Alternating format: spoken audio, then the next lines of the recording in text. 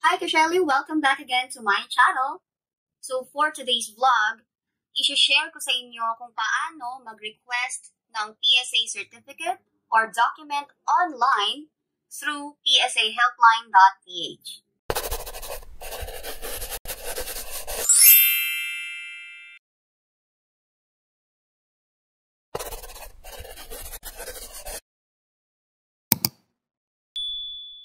First of all, I want to say thank you PSA and psahelpline.ph for reaching out to me.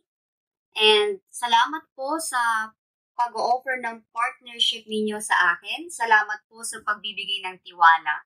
Ikinagagala ko po at isa pong malaking karangalan ang maging bahagi po ng inyong tagumpay. More partnerships to come. For your information, ang psahelpline.ph ay pinahihintulutan ng Philippine Statistics Authority or PSA na pangasiwaan ang mga online requests at paghahatid ng mga PSA certificates or documents nationwide.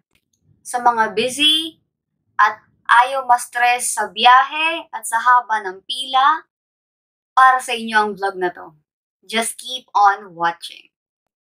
Maaari mong gawin sa bahay, sa opisina, at door-to-door i-deliver sa inyo mismo ang document or certificate na ire-request ninyo online sa psahelpline.ph kahit saang sulok ka man ng Pilipinas. Alin ang mga available certificates? Ang mga available certificates po ay birth certificate, death certificate, marriage certificate, at Senomar. Sundan mo lang ang 3 easy steps. Una, request for a certificate or a document online. Pangalawa, magbayad online o magbayad over the counter. Pangatlo, maghintay na lamang sa delivery. Pag within Metro Manila, 3 to 4 working days ang hihintayin before mo ma-receive ang document. Kapag outside Metro Manila ka naman, 3 to 8 working days ang hihintayin mo. Isang munting paalala lamang, upang ikaw ay makapag-request ng document or certificate online, siguraduhin na ikaw ay nasa legal age or 18 years old above. Ngayon naman, ipapakita ko sa inyo kung paano mag-request online through psahelpline.ph. Okay, simulan na natin. Una, i-type nyo lang ang psahelpline.ph. Pwede rin palang gawin to sa cellphone, guys, by the way. Next, pindutin ang order now. Dito, pipili kayo kung anong document ang gusto nyong i-request. Sa case ko, birth certificate ang pipiliin ko. At make sure na binasa nyo yung terms and conditions tsaka privacy policy. Nabasa ko naman na kanina kaya i-check ko na. At i-check nyo rin itong part na to na I consent to the processing of my personal data in accordance with the Data Privacy Act of 2012. Click continue. Dito, are you requesting for your own certificate of live birth or for someone else? So, pipiliin mo dito kung sarili mo bang certificate ang nire-request mo o para sa iba. Kung para sa iba, pipiliin mo ba kung anak mong lalaki, anak mong babae, kung tatay mo o nanay mo. Pero sa case ko, sarili ko namang birth certificate ang ire-request ko kaya ito ang pipiliin ko. So, click continue. Ayan. Sa part na to, sa pag-request ng sarili mong birth certificate, to get a copy of your own birth certificate, we will need the following information. Itong mga impormasyon na to ang hihingin nila para makapag-request ka ng certificate. Pangalan, gender, birthday, valid ID, na pangalan mo ring makikita sa birth certificate, pangalan ng tatay mo, pangalan ng nanay, birthplace mo, kung late registration ba o hindi, purpose ng request mo, kung may legal proceedings ba na ginawa sa papeles mo o wala, at delivery address tsaka contact information mo. So, kung meron kang lahat nito, pwede ka nang mag-continue. Click continue. Okay, nasa first segment na tayo. So, mag-fill up tayo dito. Sundan nyo lang ako. Okay, syempre, pili tayo. Female, civil status, single. First name, type nyo lang yung first name nyo. Okay. Next, middle name. Next, last name. Birthday.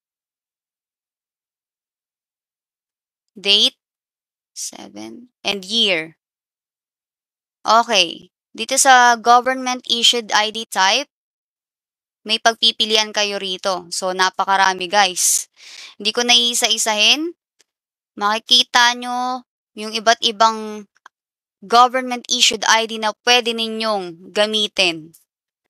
So, kung anong meron kayo guys, piliin nyo na lang kung anong meron kayo. So, sa case ko, meron akong National ID or PhilSys ID. Meron din akong passport. So, siguro, ang pipiliin ko na lang ay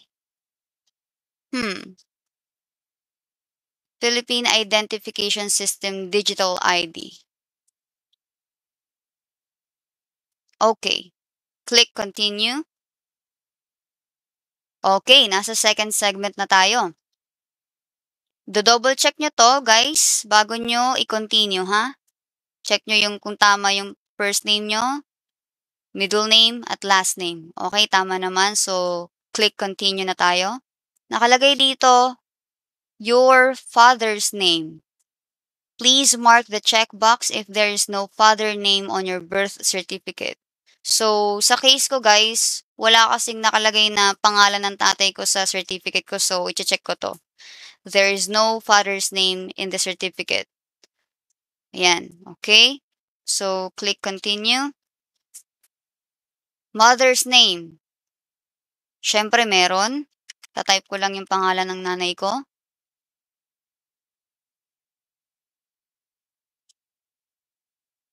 Okay, next. Birthplace. Of course, Philippines, tapos province. Piliin nyo lang dito. Metro Manila. Ayan, Metro Manila. Quezon City. Ayan. Continue. Kung late registration, if your birth certificate was registered late, we will ask for the registration date. You can proceed if you are unsure, but it may delay the processing of your order. So, sa case ko, hindi naman late registered yung akin, kaya good to go na to.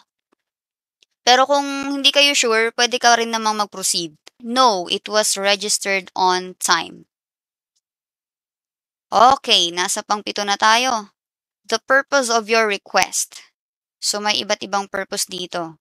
Sa inyo guys, pili kayo kung ano yung dahilan nyo dito, kung ba't kayo kukuha.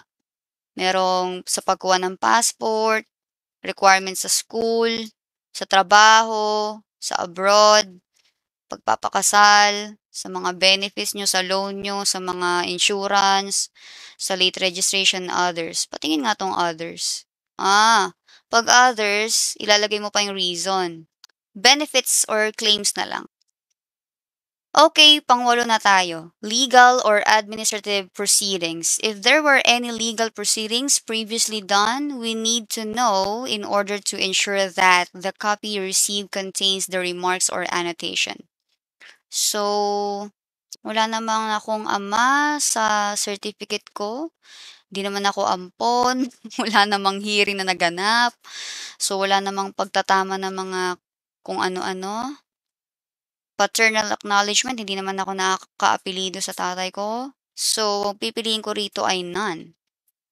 Okay, so continue. Eto na, last part. Your delivery address and contact information. So, pipili kayo kung nationwide door-to-door or pick-up. Syempre, door-to-door tayo.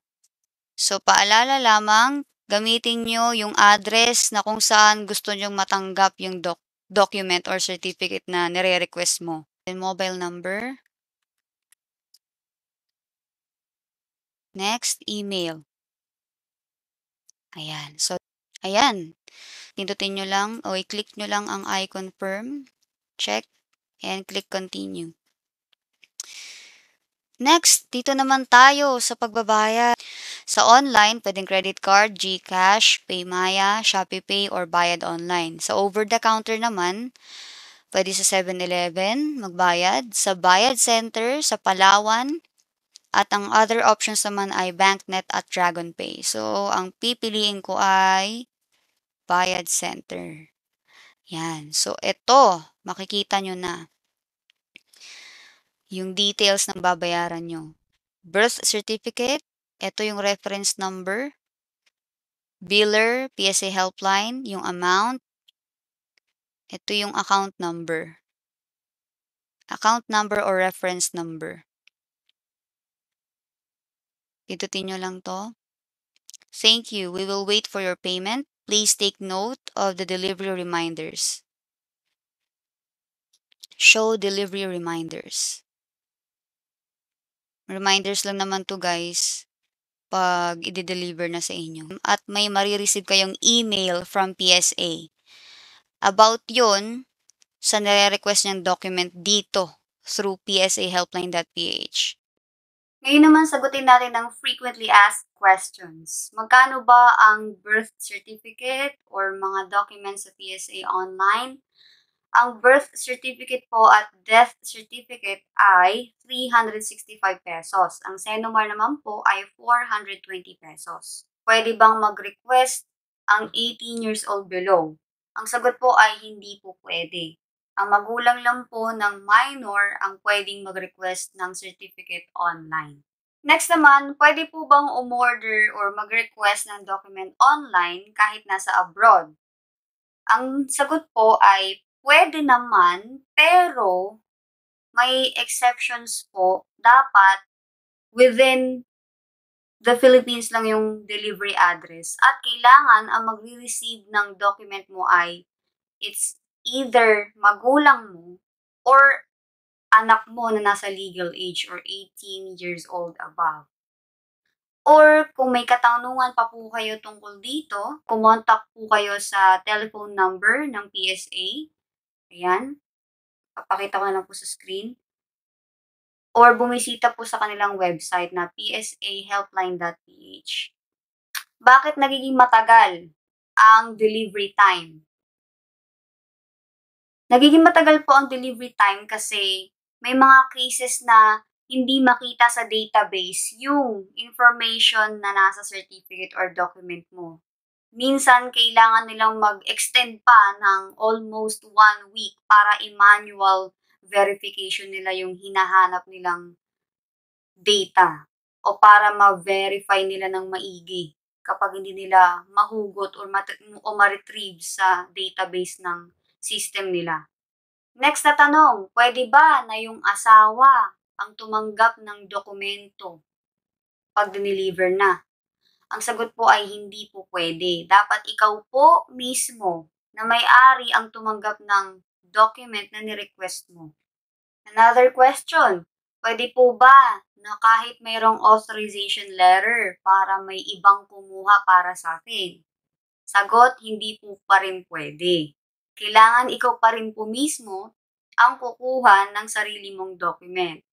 At siguraduhin meron ka laging nakahanda na government-issued ID bago mo makuha yung document na i-deliver sa mismong delivery address mo. Next, paano naman kung nagkataon na may lakad ka o wala ka sa bahay mo mismo sa araw na i-deliver yung document na ni-request mo? Ngayon, kung wala ka sa bahay mo, tawagan mo si PSA sa kanilang telephone number at inform sila. Pwede mo silang tawagan from Mondays to Saturdays from 8 a.m. to 5 p.m. Or, pwede ka rin naman mag-send ng email sa kanila sa help@psahelpline.ph.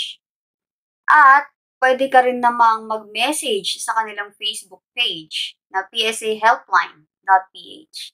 And that's all for today. Naway nakatulong po ang munting video na ito at muli maraming salamat po sa inyong suporta at PSA Helpline and PSA, sobrang maraming salamat po sa inyo sa pagbibigay ng tiwala at more partnerships to come. Don't forget to like, subscribe, and hit the notification bell for you to get updated about my videos. Maraming salamat po. Okay guys, God bless and goodbye. See you next time.